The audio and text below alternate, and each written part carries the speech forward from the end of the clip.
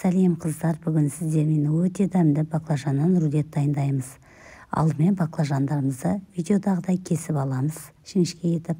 Содан соң бір ыдысымызға жұмыртқаны саламыз да араластырып аламыз. Екінші ыдысымызға ұн саламыз. Алдымен баклажанымызды ұнға аунатамыз. Содан соң жұмыртқаға аунатып, енді осындай арнайы панировочный сухариға аунатамыз. Менде панировочный сухарим осындай сары түсті болды. Кез келген түсті, ақ түстіге жасауға да болады.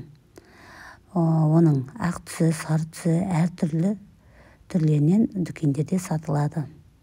Осылай кезек-кезек видеодағыдай жасап аламыз. Енді табамызға май құямыз да, қызып тұрған майға баклажанымыздың екі жағын орташа отта қуырып аламыз.